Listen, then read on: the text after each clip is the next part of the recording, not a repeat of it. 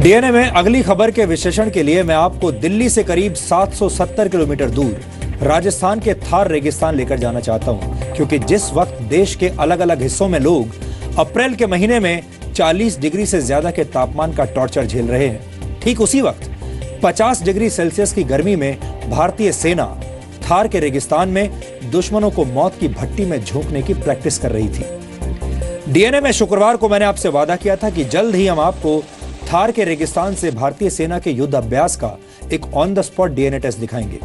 मैंने आपको बताया था कि कैसे शत्रुजीत एक्सरसाइज की मदद से भारतीय सेना छोटे परमाणु हमलों से निपटने की तैयारी कर रही है। हमारी टीम उस वक्त वहां पर मौजूद थी और जी न्यूज के संवाददाता कृष्ण मोहन मिश्रा ने थार के रेगिस्तान से भारतीय सेना के शौर्य का शानदार वीडियो विश्लेषण आपके लिए किया है। ये ऐसी तस्वीरें हैं जो देश के दुश्मनों का पसीना निकाल सकती हैं। आपको बता दें कि शत्रुजीत एक्सरसाइज को भारतीय सेना का सबसे बड़ा युद्ध अभ्यास कहा जा रहा है, जिसमें करीब 30,000 सैनिकों ने हिस्सा लिया है। युद्ध अभ्यास के दौरान एक काल्पनिक युद्ध जैसा माहौल पैदा किया गया था। इस युद्ध अभ्यास की योजना परमाणु हमले की स्थिति में सेना की तैयारी को और मजबूत बनाने के लिहाज से बनाई गई थी। युद्ध अभ्यास के दौरान भारतीय सैनिकों ने ऐसी ड्रेस पहनी हुई थी जिस पर किसी भी रेडियो एक्टिव, बायोलॉजिकल या फिर केमिकल वेपन का कोई असर नहीं होता। यहां पर इस अभ्यास की सबसे बड़ी वजह पर गौर करना भी बहुत जरूरी है, ताकि आप समझ सकें कि इस अभ्यास की जरूरत क्यों पड़ी। शत्रुजीत एक्सरसाइज की वजह है पाकिस्तान। अगर भारत और पाकिस्तान के बीच युद्ध के हालात पैदा होते हैं तो पाकिस्तान परमाणु हमला कर सकता है। ऐसा क्यों है, इसे आसान भाषा में समझने के लिए आपको कुछ बातों पर गौर करना चाहिए।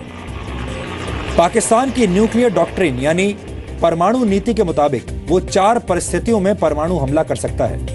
पहली परिस्थिति यह है कि भारतीय सेना पाकिस्तानी इलाके में काफी अंदर तक घुस जाए और पाकिस्तानी सेना भारत का मुकाबला करने के काबिल न रहे। दूसरी परिस्थिति के मुताबिक पाकिस्तानी सेना और खास तौर पर उसकी एयरफोर्स का बड़े पैमाने पर विनाश हो जाए, जैसा कि वर्ष 1971 में हुआ था। तीसरी परिस्थिति है समंदर में बड़े पैमाने पर पाकिस्तान के ट्रेड कॉरिडोर को ब्लॉक कर दिया जाए और उसे तोड़ने में पाकिस्तानी नौसेना नाकाम रहे। 1971 के युद्ध में भी यही हुआ था। और चौथी परिस्थिति यह है कि जब पाकिस्तान की अखंडता खतरे में हो और उस पर विभाजन का खतरा हो। 1971 की लड़ाई में भारत से हारने के बाद पाकिस्तान का विभाजन हुआ था और उस वक्त बांग्लादेश का जन्म हुआ था। अब पाकिस्तान के कब्जे वाला बलूचिस्तान भी उसी रास्ते पर जा रहा है। इन चारों स्थितियों के अलावा एक और बात पर ध्यान देना जरूरी है। पाकिस्तान भारत की तरह पहला परमाणु हमला न करने की शपथ से बंधा हुआ नहीं है। पाकिस्तान की परमाणु नीति में अपनी जमीन पर मौजूद दुश्मन की फौज पर परमाणु हमले की भी इजाजत है। इसलिए पाकिस्तान ने लंबी दूरी तक परमाणु हमला करने वाली मिसाइल्स के साथ साथ 60 किलोमीटर की रेंज में हमला करने वाली मिसाइल्स भी तैयार की हुई है। यानी कुल मिलाकर कहा जाए तो पाकिस्तान अपनी हार के साथ ही सारी सीमाएं लांघने के लिए तैयार बैठा है और ऐसे हालात से मुकाबला करने के लिए भारतीय सेना को न सिर्फ अपनी तैयारी फुल प्रूफ रखनी होगी, बल्कि शत्रु पर जीत के लिए शत्रुजीत जैसे अभ्यास भी करने होंगे।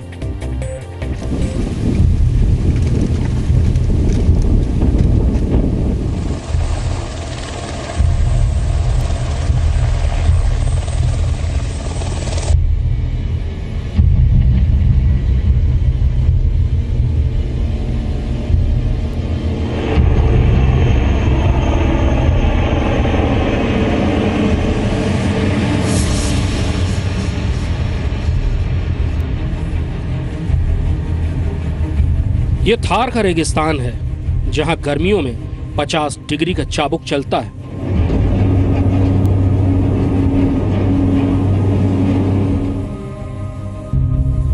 इलाका ऐसा कि जहां बारिश की एक बूंद भी टपकने से कतराती है। दूर दूर तक तपती रेत की खामोशी। एक ऐसा इलाका जहां परिंदा भी आने से पहले सोचता है। लेकिन थार के इसी रेगिस्तान में भारतीय सेना के वीर योद्धाओं ने सांसों को रोक देने वाले युद्धाभ्यास का पराक्रम दिखाया, जिसका नाम है शत्रुजीत।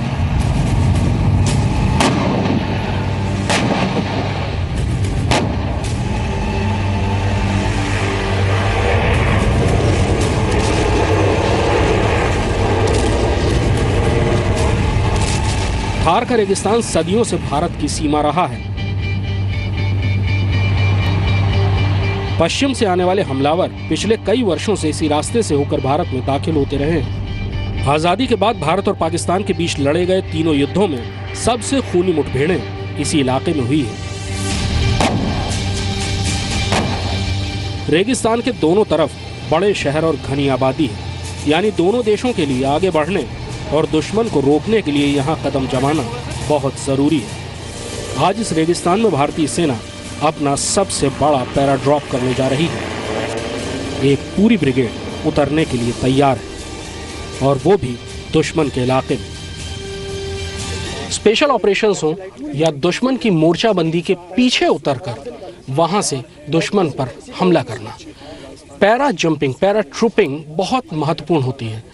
अब भारत के पास C-130J और C-17 ग्लोबमास्टर जैसे बड़े एयरक्राफ्ट हैं, जिनके जरिए बड़ी तादाद में सैनिकों को एक साथ उनके साजो सामान के साथ दुश्मन के इलाके में किसी भी स्पेशल ऑपरेशन के लिए उतारा जा सकता है। ये पाथ फाइंडर्स कहलाते हैं, यानी वो पहली टुकड़ी है जो उतरेगी, इलाके को सिक्योर करेगी, दुश्मन की मोर्चाबंदियां अगर वहां पर होंगी, दुश्मन के स्नाइपर्स होंगे, उनको खत्म करेगी, और पीछे जो पूरी की पूरी एक ब्रिगेड आने वाली है उसके लिए रास्ता साफ करेगी, ताकि ब्रिगेड अपने पूरे ट्रुप्स और साजो सामान के साथ दुश्मन के इलाके में उतर सके। भारतीय सेना की स्पेशल फोर्सेस के सबसे अच्छे कमांडोज सबसे पहले जमीन पर उतरकर पूरी ब्रिगेड के लिए आगे का रास्ता साफ करेंगे।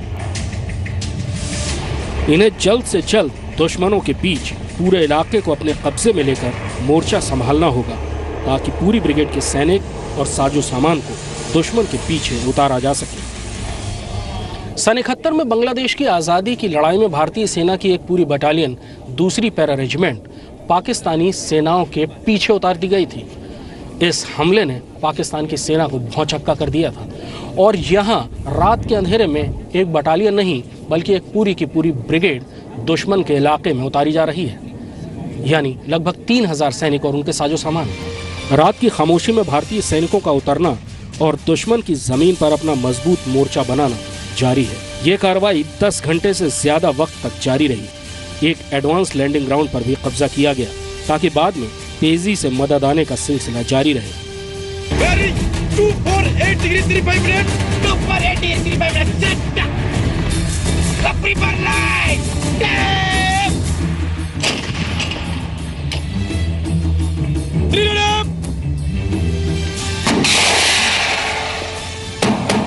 दुश्मन इस फंदे को जल्द से जल्द काटना चाहता है। रात के अंधेरे में रेगिस्तान गोलाबारी से दहल रहा है। भारतीय सैनिकों के साथ फील्ड गन यानी हल्की तोपें और BMP यानी बख्तरबंद गाड़ियां भी उतारी गई हैं। दुश्मन पूरी ताकत लगाकर भी उस जगह नहीं पहुंच पाया जहां भारतीय ब्रिगेड अपने आप को अगले हमले के लिए तैयार कर रही है। घमासान लड़ाई की रात बीत चुकी है। ब्लू लैंड फोर्सेस यानी भारतीय फौजों ने रेड लैंड यानी दुश्मन के इलाके में तकरीबन 150 किलोमीटर अंदर तक बढ़त बना ली है। रेत के इस तपते हुए मैदान में अब आमना सामना दुश्मन और भारतीय फौजों के बख्तरबंद दस्तों में है। लेकिन भारतीय सेनाओं ने रात भर चले एक पैराट्रूपिंग अभियान के तहत एक पूरी की पूरी ब्रिगेड दुश्मन के इलाके के पीछे उतार दी है। दुश्मन जबरदस्त दबाव में है, और अंदेशा ये है कि ऐसे दबाव में वो अपने सबसे खतरनाक हथियार यानी टैक्टिकल न्यूक्स का इस्तेमाल कर सकता है। भारतीय सेना की फर्स्ट स्ट्राइक कोर ने एक्सरसाइज शत्रुजीत में पाकिस्तान के न्यूक्लियर हमले का मुकाबला करने की तैयारी को परखा है। दरअसल दोनों देश अगर युद्ध के मैदान में भिड़ते हैं तो पाकिस्तान के न्यूक्लियर हमले की आशंका 100% है। वैसे भी वो आए दिन परमाणु हमले की धमकी देता रहता है। पाकिस्तान का हर नेता और पाकिस्तानी फौज का हर अफसर गाहे बगाहे भारत को न्यूक्लियर हमले की धमकी देता रहता है। पाकिस्तान ने कुछ ही वक्त पहले हत्फ 9 मिसाइल का परीक्षण किया है। ये छोटी दूरी तक मार करने वाली मिसाइल है, जिसके जरिए टैक्टिकल न्यूक्स का इस्तेमाल किया जा सकता है। ऐसे न्यूक्स जब दबाव पड़ता है तो दुश्मन के किसी भी आर्मर्ड कॉलम या बड़े फौजी ठिकाने पर जो मैदान जंग में हो उस पर किया जा सकता है। भारत के पास छोटी दूरी तक मार करने वाली प्रहार मिसाइल है, जिसकी रेंज 150 किलोमीटर है। ये 90 किलोमीटर तक मार करने वाला स्मर्श सिस्टम है, रॉकेट लॉन्चर सिस्टम है। 12 ट्यूब्स हैं इसमें जो कि 90 किलोमीटर तक मार कर सकती हैं। भारत ने भी छोटी दूरी तक मार करने वाली मिसाइलें बनाई हैं, लेकिन पाकिस्तान जो धमकी बार बार देता है न्यूक्स के इस्तेमाल का, शत्रुजीत एक्सरसाइज में न्यूक्लियर फॉलआउट के बाद लड़ाई कैसे लड़ी जाएगी उसका अभ्यास किया जा रहा है। भारतीय सेना पिछले एक दशक से मैदान जंग में न्यूक्लियर, बायोलॉजिकल और केमिकल यानी CBN हमले के लिए खुद को तैयार कर रही है। ये एक्सरसाइज शत्रुजीत जो है आपने देखी है, कल से आप यहाँ पर हैं। हम हर साल ऐसी एक्सरसाइज करते हैं अपने कॉन्सेप्ट्स और जो ऑपरेशन प्लान्स हैं उनको वैलिडेट करने के लिए, साथ ही साथ हमारे जो बैटल प्रोसीजर्स और बैटल ड्रिल्स हैं उनको भी प्रैक्टिस करने के लिए।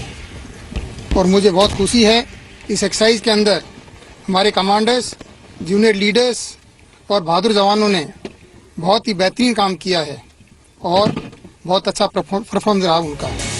पाकिस्तान की अस्थिर राजनीतिक हालत और सैनिक नेतृत्व के साथ आतंकवादियों का गठजोड़ उसके न्यूक्लियर हथियारों के जखीरे को बेहद असुरक्षित बना रहा है। ऐसे में भारतीय सेना के साथ साथ पूरे देश को परमाणु हमले के खतरे को समझना और उसके लिए 24 घंटे तैयार रहना बेहद जरूरी है। अगर दुश्मन किसी भी इलाके पर न्यूक्लियर अटैक करता है तो रेडियो एक्टिव रेडिएशन की वजह से वो पूरा इलाका कंटेमिनेट हो जाता है और उस रेडिएशन से ट्रुप्स और इक्विपमेंट को बचाना सबसे बड़ी चुनौती होती है। थार रेगिस्तान में इस 50 डिग्री तापमान पर भारतीय सेना ने अपनी इस काबिलियत को परखा है। इस काम में आने वाले ज्यादातर उपकरण क्लासिफाइड हैं, यानी हम आपको उन्हें नहीं दिखा सकते। पर जैसा कि सेना अध्यक्ष ने कहा, भारतीय सेना ने इस मोर्चे पर भी अपनी काबिलियत को साबित किया है। कैमरामैन विक्रम सिंह के साथ कृष्ण मोहन मिश्रा, जी मीडिया, थार रेगिस्तान, जिला बीकानेर। और डीएनए के देशभक्त दर्शकों के लिए आज हमारे पास एक और अच्छी खबर है। 28 अप्रैल से 13 मई तक अमेरिका के अलास्का में होने जा रही रेड फ्लैग एक्सरसाइज के लिए भारतीय वायुसेना के 12 लड़ाकू विमान अलास्का के इल्सन एयरफोर्स बेस पहुंच चुके हैं। ये दूसरा मौका है जब भारतीय वायुसेना ऐसे कठिन अभ्यास में हिस्सा लेने के लिए अलास्का पहुंची है। इससे पहले वर्ष 2008 में भारतीय वायुसेना ने रेड फ्लैग एक्सरसाइज में हिस्सा लिया था।